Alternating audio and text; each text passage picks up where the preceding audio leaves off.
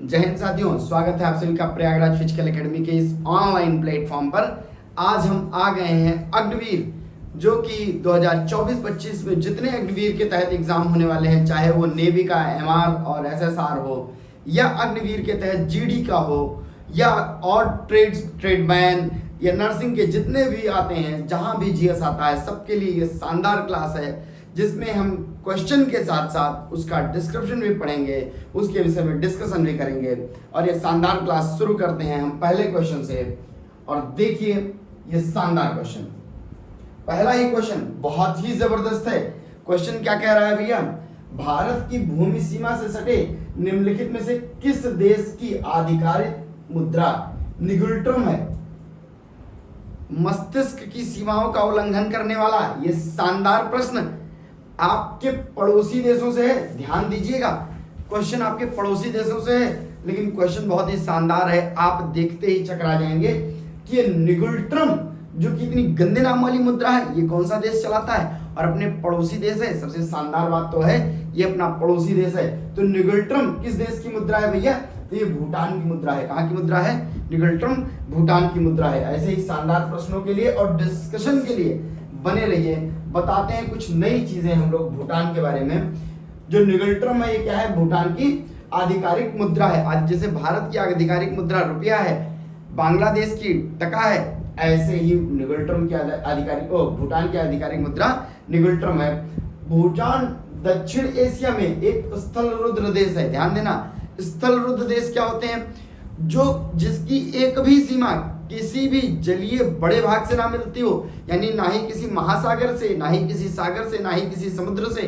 अगर किसी भी ऐसे खुले महासागर या समुद्र से रेखा नहीं मिलती है, उसकी स्थलीय रेखा, तो उसे हम क्या कहते हैं? स्थल रुद्र देश कहते हैं। भूटान की राजधानी थिम्पू है, आप लोग जानते ही हैं। ऐसे ही लोटे शेरिंग ये भूटान के वर्तमान प्रधानमंत्री हैं। भूटान के वर्तमान प्रधानमंत्री कौन है? लोटे शेरिंग। एक क्वेश्चन आप लोग के लिए कमेंट बॉक्स में तुरंत बताइएगा, भूटान के इस वक्त राजा कौन है? आपको पता है जैसे देश में प्रधानमंत्री होता है, वैसे यहाँ क्या होता है? राजा होता है। आप लोग कमेंट सेक्शन में बताइए। इस वक्त बहुत फेमस है, मोदी जी गए हाथ मिला करके आए हुए हैं इनसे, भाई साहब से। तो राजा इस वक्त कौन है? ठीक है, बताइए भूटान के राजा कौन है? नेक्स्ट इसी पे कुछ और देख लेते हैं, क्योंकि ये क्वेश्चन आ गया है तो ये भी तो क्वेश्चन आ सकता है। अगर भूटान से आ गया है तो ये भी तो आ सकता है। अफगानिस्तान की मुद्रा क्या है? तो अफगान अफगानी है। ध्यान दीजिएगा, अफगान अफगानी है। अफगान अफगानी है किसकी? अफगानिस्तान की मुद्रा। ऐसे ही म्यांमार की मुद्रा। अब म्यांमार अपने बगल का है, लेकिन मुद्रा का नाम सुनोगे? क्योतो। क्या नाम है? क्योतो नाम की मुद्रा चलती है म्यांमार में। जबकि मालदीव क्या चलाता है? इस वक्त बेचारा बहुत रो रहा है मालदीव। क्या नाम है? मालदीवियन रुपया। मालदीवियन रुपया। रुपया की जगह रुपया चलाते हैं और अपने आप को हीरो समझते हैं। लेकिन देख लीजिए, नेक्स्ट क्वेश्चन देखते हैं। नेक्स्ट क्वेश्चन क्या कहता है भैया? नेक्स्ट क्वेश्चन कह रहा है, किस संविधान संशोधन द्वारा मौलिक कर्तव्य जोड़े गए थे? तो कौन सा संवैधानिक संशोधन था जिसमें मौलिक कर्तव्य जोड़े गए थे? अब ध्यान से सुनिए। स्वर्ण सिंह समिति किस अनुशंसा पे? स्वर्ण सिंह समिति की अनुशंसा पे सरकार ने जोड़ा था मौलिक कर्तव्य। मौलिक अधिकार तो आपको पता ही है, मौलिक अधिकार तो अपने संविधान में शुरू से दिए गए थे, लेकिन मौलिक कर्तव्यों की एक बड़ी सूची जोड़ी गई। क्यों? क्योंकि नागरिक को अधिकार अगर दिए गए हैं तो उनका कर्तव्य भी निर्धारित होना चाहिए, ऐसा मानना था सरकार का। इसलिए उसने अपने संविधान में 42वां संविधान संशोधन 1976 करके उसमें एक नया क्लॉज जोड़ा, जिसे हम लोग क्या कहते हैं? मौलिक अधिकार कहते हैं। मौलिक अधिकारों के विषय में थोड़ी सी जानकारी और ले लीजिए। इसके विषय में अगर हम लोग देखें तो हमें पता चलेगा 1976 में, कब भैया? 1976 में 42वां संशोधन अधिनियम जो था, इसके तहत मौलिक कर्तव्य जोड़े गए थे। क्या जोड़े गए थे? मौलिक कर्तव्य जोड़े गए थे। और 51A में है, क्या कहाँ पे? अनुच्छेद 51A में जोड़ा गया है किसको? मौलिक कर्तव्यों को। मौलिक कर्तव्य नैतिक दायित्व की जिम्मेदारी है। ये नैतिकता के आधार पर बनाए गए थे, ठीक है, जिसका पालन भारत के प्रत्येक नागरिक को करने की अपेक्षा की जाती है। कोई जरूरी नहीं है कि अगर ये पालन आप नहीं करते हैं तो आपको फांसी दे दी जाएगी, ऐसा नहीं है। लेकिन एक नैतिक दायित्व के रूप में इसे आपके ऊपर सौंपा गया है। मौलिक कर्तव्यों की अवधारणा सोवियत संघ से ली गई थी। पूछने जाने वाला क्वेश्चन है, ध्यान दीजिएगा, ये जो सोवियत, ये जो था मौलिक कर्तव्य था, मौलिक कर्तव्य की अवधारणा कहां से आई है, किस देश से ली गई है, तो ये सोवियत संघ से ली गई है। स्वर्ण सिंह समिति, मैंने पहले ही बताया, किसकी सिफारिश पे, किस समिति के सिफारिश पे ये जोड़ा गया है, कौन सा मौलिक कर्तव्य, तो स्वर्ण सिंह समिति की सिफारिश पर जोड़ा गया था। नेक्स्ट क्वेश्चन हम लोग देखते हैं। नेक्स्ट क्वेश्चन कह रहा है विक्रमशिला यूनिवर्सिटी की स्थापना किसने की थी, तो विक्रमशिला विश्वविद्यालय की स्थापना किसने की थी, धर्मपाल ने की थी। ये पाल वंश का शासक था और धर्मपाल ने विक्रमशिला यूनिवर्सिटी की स्थापना की थी। नेक्स्ट क्वेश्चन देखते हैं। नेक्स्ट क्वेश्चन क्या कह रहा है, निम्नलिखित में से किस शहर में, कौन सा शहर है जहां माइक्रोसॉफ्ट का मुख्यालय है। माइक्रोसॉफ्ट के विषय में शानदार क्वेश्चन है और इसकी जानकारी बहुत ढेर सारी हम देंगे। तो वॉशिंगटन डीसी, वॉशिंगटन डीसी में, अब आप लोग ध्यान दे लीजिए, ये वॉशिंगटन के पीछे हमेशा डीसी लिखा दिखेगा। क्या लिखा दिखेगा, डीसी लिखेगा। इसका फुल फॉर्म क्या होता है आप लोग तो बता सकते हैं, लेकिन हम ही बता देते हैं, न जानते हुए तो सुन लीजिए। वॉशिंगटन डीसी का अर्थ होता है डिस्ट्रिक्ट ऑफ कोलंबिया। ये कोलंबिया एक राज्य है अमेरिका के अंदर, तो उसका एक जिला है डिस्ट्रिक्ट ऑफ कोलंबिया, इसीलिए वॉशिंगटन के पीछे हमेशा डीसी आपको लिखा नजर आएगा, डिस्ट्रिक्ट ऑफ कोलंबिया। ठीक है, और देख लेते हैं इसका मुख्यालय है, तो इसके विषय में और क्या नई जानकारी अपने पास है, देखते हैं क्या कह रहा है। माइक्रोसॉफ्ट एक बहुराष्ट्रीय, एक इंटरनेशनल कंपनी है, ठीक है, जो कई देशों में अपना व्यापार करती है और कंप्यूटिंग के लिए काम करती है। किसके लिए, कंप्यूटिंग के लिए, कंप्यूटर क्षेत्र में। इसकी स्थापना 1974 में हुई थी और इसके फाउंडर कौन है, बिल गेट्स और पॉल एलन। ये मैं क्यों बता रहा हूं, क्योंकि कंप्यूटर में से एक क्वेश्चन भी आएगा ना, तो यहीं से आने वाला है, बहुत महत्वपूर्ण क्वेश्चन है। ठीक है, 1974 में इसकी स्थापना हुई थी माइक्रोसॉफ्ट की। बिल गेट्स भाई साहब थे और पॉल एलन थे। आगे इसके लिए इंपॉर्टेंट है, इसके सीईओ कौन है, तो ये सत्या नडेला है। और ये भाई साहब, ये सत्या नडेला भाई साहब जो हैं, ये भारतीय मूल के हैं, इसलिए और महत्वपूर्ण हो जाते हैं। इनका मुख्यालय कहाँ पे है, तो ये रेडमंड में, कहाँ पे, रेडमंड में, वॉशिंगटन यूएस में। ठीक है, नेक्स्ट क्वेश्चन देखते हैं। नेक्स्ट क्वेश्चन क्या कह रहा है, 2 अक्टूबर को कौन सा दिवस मनाया जाता है। अब अंतर्राष्ट्रीय दिवस एवं तिथियां एवं राष्ट्रीय दिवस एवं तिथियां, इसमें अग्निवीर में एक क्वेश्चन यहां से आ जाता है जीएस में, इसलिए इसको भी ध्यान से देख लीजिए।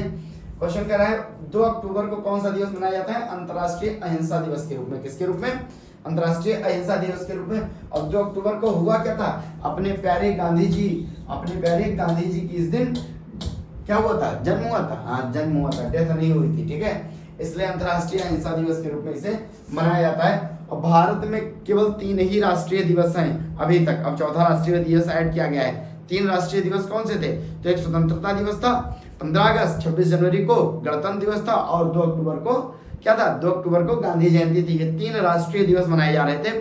इस बार एक और नया दिवस ऐड किया गया है जो राष्ट्रीय दिवस के रूप में मनाया जाएगा। कमेंट बॉक्स में आप लोग बताइए, ऑप्शन भी आप लोग को दे देते हैं। 2 ऑप्शन है, एक तो सुभाष चंद्र बोस की जन्मतिथि और एक अपने वल्लभ भाई पटेल की जन्मतिथि। इन दोनों में से किसी एक का है, कमेंट में जरूर बताइए। नेक्स्ट क्वेश्चन देखते हैं। अब इसके विषय में कुछ और जान लेते हैं, क्योंकि ऑप्शन जो था उसको डिस्कस कर लेते हैं। सामाजिक न्याय को बढ़ावा देने के लिए 20 फरवरी को, कब भैया, 20 फरवरी को विश्व सामाजिक न्याय दिवस मनाया जाता है। कब मनाया जाता है, 20 फरवरी को। 20 फरवरी को क्या मनाया जाता है, सामाजिक न्याय दिवस, लेकिन ये विश्व स्तर पर मनाया जाता है, विश्व सामाजिक न्याय दिवस मनाया जाता है। वन्य जीवों के संरक्षण एवं सतत उपयोग के लिए 3 मार्च को, नोट कर लीजिए, महत्वपूर्ण है, 3 मार्च को, बहुत महत्वपूर्ण है, नोट कर लीजिए, 3 मार्च को विश्व वन्य जीव दिवस मनाया जाता है। क्या मनाया जाता है, विश्व वन्य जीव दिवस मनाया जाता है। शांतिपूर्ण और सतत दुनिया के लिए 24 जनवरी को अंतर्राष्ट्रीय शिक्षा दिवस। अब ध्यान से देखिए, शांतिपूर्ण और सतत दुनिया के लिए, यानी कि शांति के लिए शिक्षा बहुत आवश्यक है, तो 24 जनवरी को अंतर्राष्ट्रीय शिक्षा दिवस मनाया जाता है। नेक्स्ट क्वेश्चन देखते हैं हम लोग। ऐसे ही शानदार प्रश्नों के लिए पूरी वीडियो में जुड़े रहिए, मजा आने वाला है। एक और क्वेश्चन आ गया, मिस्र की मुद्रा क्या है। करेंसी और कंट्री की करेंसी और उसकी कैपिटल से एक क्वेश्चन फिक्स रहता है, इसलिए देखते हुए चलिए, मजा आने वाला है। अब आपसे मिस्र की मुद्रा अगर पूछ लेगा तो आप लोग क्या हो जाएंगे, ऐसे चले जाएंगे, आप लोग का ग्राफ नीचे चला जाएगा, गिर जाओगे। क्या है, पाउंड है, क्या है, पाउंड है। और इसके विषय में देख लेते हैं क्या बता रहा है भाई। तो मिस्र की राजधानी क्या है, मिस्र की राजधानी क्या है, काहिरा है। क्या है भैया, काहिरा है। और मुद्रा क्या है, मिस्री पाउंड है। क्या है, मिस्री पाउंड, यानी मिस्र में चलने वाली पाउंड। कमेंट बॉक्स में आप लोग ये भी बताइए कि मिस्र और किस देश की मुद्रा है, सॉरी पाउंड और किस देश की मुद्रा है। बहुत इंपॉर्टेंट क्वेश्चन है, पाउंड और किस देश की मुद्रा है। आधिकारिक भाषा क्या है, अरबी है। क्या है, अरबी है। और यहाँ के राष्ट्रपति कौन है, तो बहुत इंपॉर्टेंट है भैया, अब्दुल फतेह अल सीसी। ये सी और सी, अब्दुल फतेह अल सीसी जी हैं। ये यहाँ के क्या है, राष्ट्रपति हैं। प्रधानमंत्री, प्रधानमंत्री बहुत महत्वपूर्ण नहीं होता है, लेकिन नोट कर लीजिए, मुस्तफा मदबौली। मदबौली कम बोली लेकिन ये ज्यादा बोली, अब्दुल फतेह अल सीसी। ये क्या है, राष्ट्रपति हैं तो ज्यादा बोलने वाले आदमी हैं। प्रधानमंत्री मदबौली, कम बोलने वाले आदमी है, मदबौली। नेक्स्ट क्वेश्चन देखते हैं, याद करने का ट्रिक था, नाम नहीं है, ध्यान दीजिएगा। वियतनाम की राजधानी क्या है। देखिए बार बार क्वेश्चन ये आ रहे हैं और सारे प्रीवियस ईयर क्वेश्चन के साथ जीएस का डिस्कशन चल रहा है, इसलिए वियतनाम की राजधानी क्या है, क्या है भैया, हनोई है। क्या है, हनोई है। प्रीवियस ईयर क्वेश्चन के साथ साथ डिस्कशन करते हुए हम लोग चल रहे हैं। नेक्स्ट क्वेश्चन देखेंगे, लेकिन नेक्स्ट क्वेश्चन से पहले मध्य एशिया के जितने देश है ना, इनके कुछ महत्वपूर्ण मध्य एशियाई देश हैं, इनकी राजधानी याद कर लीजिए आप लोग, जो कि पूछा ही जाता है। तो कजाकिस्तान, कजाकिस्तान की राजधानी क्या है, नूर सुल्तान है। क्या है भैया, नूर सुल्तान है। किर्गिस्तान की राजधानी क्या है, तो बिस्केक है। क्या है, Bishkek. Kyrgyzstan, Kyrgyzstan, Bishkek, Kyrgyzstan, Bishkek. Kazakhstan, Nur Sultan, Kazakhstan, Nur Sultan, Kazakhstan, Kazakhstan, Nur Sultan. Tajikistan, Dushanbe, याद रखिएगा, कजाकिस्तान, दुशानबे। तुर्कमेनिस्तान, अशगाबाद, ध्यान दीजिएगा, क्या है, तुर्कमेनिस्तान, अशगाबाद। और उज्बेकिस्तान, ताशकंद। इसको कहीं नोट करके जहां पढ़ते हो वहां चिपका लीजिए, क्योंकि इसमें से क्वेश्चन बहुत आता है, सब एक ही जैसा नाम है, कजाकिस्तान, किर्गिस्तान, तजाकिस्तान, तुर्कमेनिस्तान और उज्बेकिस्तान। ठीक है, इसको याद कर लीजिए, इंपॉर्टेंट है। देश याद करना है तो काकी ताऊ करके याद कर लीजिए, काकी और ताऊ। काकी से कजाकिस्तान, किर्गिस्तान, तजाकिस्तान, उज्बेकिस्तान। ठीक है, काकी और ताऊ याद कर लीजिए, ये देश याद हो जाएंगे। ठीक है, 2 2 4 और ये हो जाएगा। तुर्कमेनिस्तान अलग से आता है। ठीक है, ये सब मध्य एशियाई देश हैं।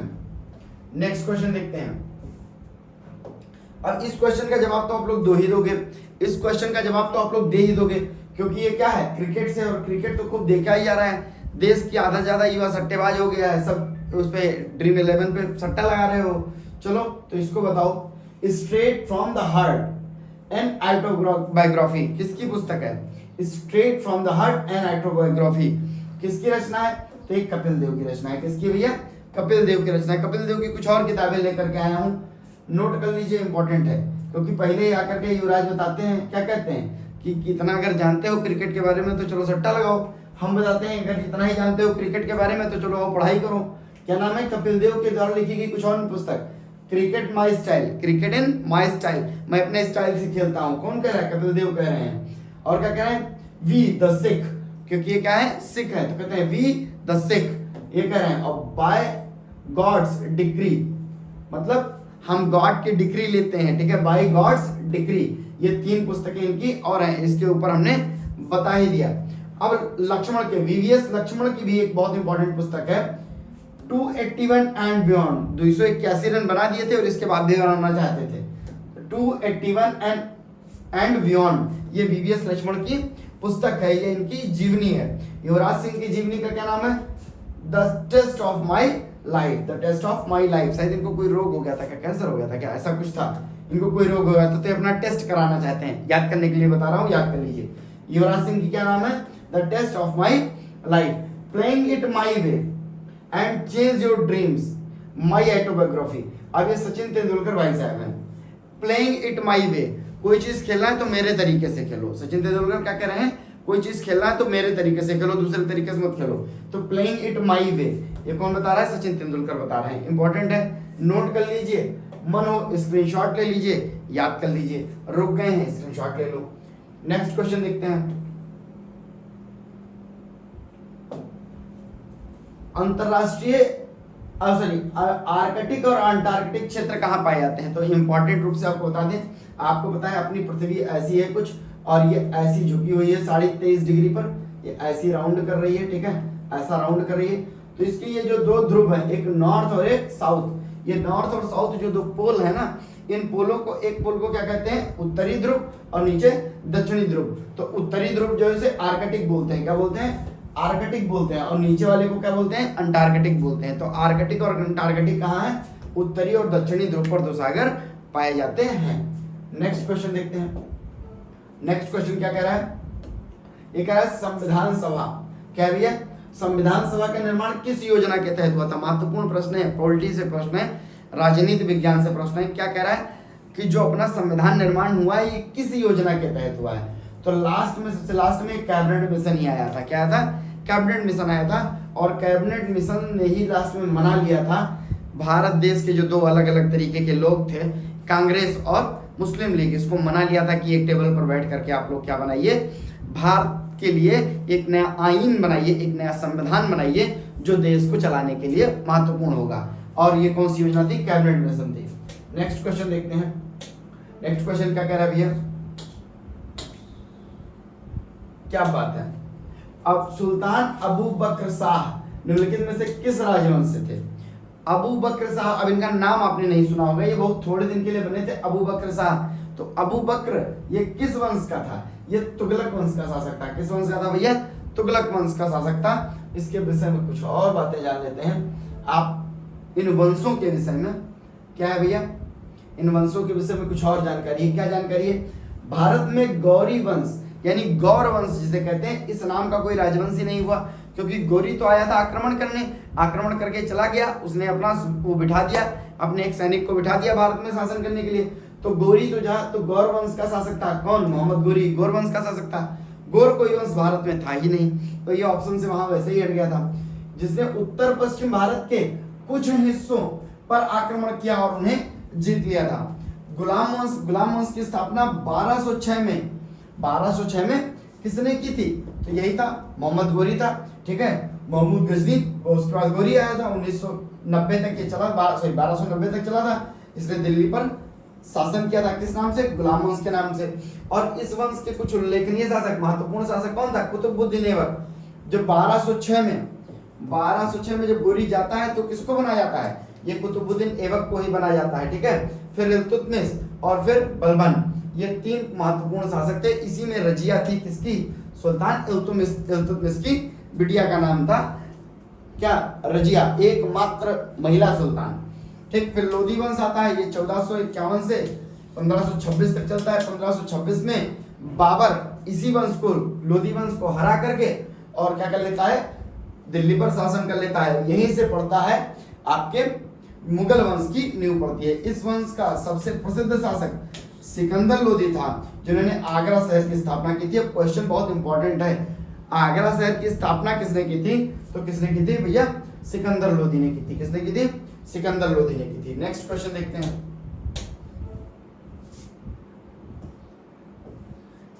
नेक्स्ट क्वेश्चन कह रहा है गांधी इरविन समझौता कब हुआ था? बताओ, ऐसा प्रश्न पूछ रहा है। सारे प्रीवियस ईयर क्वेश्चन है, सारे आने वाले प्रश्न हैं। क्या कह रहा है? 1931 में हुई थी। सबको पता है गांधी इरविन समझौता कब हुआ था? 1931 में हुआ था।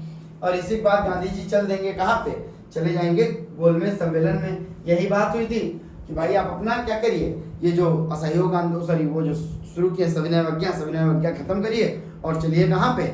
चलिए गोलमेज सम्मेलन में। 30 में पहला गोलमेज होता है, गोलमेज में कोई नहीं जाता है पहले कांग्रेस की तरफ से। फिर गांधी जी को मना दना करके ले जाते हैं इरविन द्वितीय गोलमेज सम्मेलन में, तृतीय में फिर कोई नहीं जाता है कांग्रेस की तरफ से। सीमांत गांधी, अब अगर आपसे पूछ ले कि तीनों गोलमेज सम्मेलनों में कौन सा ऐसा व्यक्ति था जिसने तीनों गोलमेज सम्मेलन में भाग लिया था जो भारतीय था, तो कौन थे? अपने बाबा साहेब भीमराव अम्बेडकर थे। तो अम्बेडकर जी ने तीनों में भाग लिया था। सीमांत गांधी किसे कहा जाता है? सीमांत गांधी किसे माना जाता है भैया? तो खान अब्दुल गफ्फार खान को क्या कहा जाता है? सीमांत गांधी भी कहा जाता है, खान अब्दुल गफ्फार खान को। नेक्स्ट क्वेश्चन देखते हैं। राजेंद्र प्रसाद भारत के पहले राष्ट्रपति थे। अब ध्यान से सुनिए, उसमें जितने नाम लिखे थे सबके विषय में। ये कहते एक स्वतंत्रता सेनानी थे जो स्वतंत्रता संग्राम में भारत में महत्वपूर्ण भूमिका निभाए थे। रहने वाले कहाँ के थे? तो बिहार के रहने वाले थे राजेंद्र प्रसाद। अशफाक उल्लाह खां एक क्रांतिकारी थे जिन्होंने काकोरी ट्रेन डकैती में भाग लिया था। तो अशफाक उल्लाह खां कौन थे? अशफाक उल्लाह खां का नाम मेन रूप से काकोरी ट्रेन डकैती, अब डकैती का नाम न लेना, नहीं तो उत्तर प्रदेश सरकार तुम्हें जेल बंद कर देगी। अब इसे बदल करके इतिहास में इसका नाम क्या कर दिया गया है? Kakori train action. क्या कर दिया गया? काकोरी ट्रेन एक्शन, क्योंकि ये अंग्रेजों का दिया हुआ नाम था। तो उन लोगों ने कहा था कि भारतीयों ने हमारे ऊपर डकैती डाल दी, तो डकैती नहीं है, इसे क्या कहा गया? Kakori train action. उत्तर प्रदेश सरकार ने, योगी बाबा ने नाम बदल दिया है। क्या? काकोरी ट्रेन एक्शन हो गया, डकैती थी। बाद में उन्हें अंग्रेजों द्वारा फांसी दे दी गई थी। किसको? अशफाक उल्लाह खां को फांसी हो गई थी। राजकुमार शुक्ल, ये बहुत महत्वपूर्ण आदमी है। बिहार का कोई भी एग्जाम देना है तो इस आदमी को याद कर लो, बहुत महत्वपूर्ण है। राजकुमार शुक्ल, ये राजकुमार शुक्ल कौन थे? तो बिहार के चंपारण में जो तिनकठिया प्रणाली चल रही थी, किसानों का शोषण हो रहा था, उसके विषय में गांधी जी से बहुत ज्यादा रिक्वेस्ट किया। और 1916 में जो लखनऊ अधिवेशन हुआ था कांग्रेस का, वहां गांधी जी से आके मिले और निवेदन किया कि चलिए आप हमारे यहाँ बिहार, हमारे किसानों से मिलिए, उसका कल्याण करिए उनका। तो बिहार के चंपारण में सत्याग्रह काम किया था किसने? राजकुमार शुक्ल ने। अगर पूछ ले कि गांधी जी को चंपारण में किसने बुलाया था, तो यही भाई साहब थे, यही बुला के ले गए थे। नेक्स्ट क्वेश्चन देखते हैं। आप लोग के काम की बात है, अब फौजी भाइयों के काम की बात है। क्या कह रहा है? परमवीर चक्र, अशोक चक्र, वीर चक्र किस दिन, उत्सव के दिन प्रदान किए जाते हैं? कौन सा ऐसा उत्सव होता है जिस दिन ये प्रदान किए जाते हैं? तो कौन सा दिन होता है भैया? तो अपना गणतंत्र दिवस होता है। क्या होता है? गणतंत्र दिवस होता है। गणतंत्र दिवस के दिन राष्ट्रपति के द्वारा ये पदक दिए जाते हैं। परमवीर चक्र, अशोक चक्र और वीर चक्र ये प्रदान किए जाते हैं। नेक्स्ट देखते हैं हम लोग, या तो डिस्कशन देखते हैं या तो धन्यवाद कर देते हैं। तो ये थी अपनी शानदार क्लास। आप लोग जीएस की कंप्लीट तैयारी के लिए अग्निवीर के तहत होने वाली सभी वैकेंसी, जहां जहां जीएस आती है, सब में ये काम आने वाला है। चाहे नेवी का एमआर हो, एसएसआर हो, और चाहे जीडी हो, अग्निवीर का, हर जगह ये वीडियो काम आने वाली है। अग्निवीर की तैयारी के लिए जुड़े रहिए प्रयागराज फिजिकल एकेडमी के साथ। जय हिंद।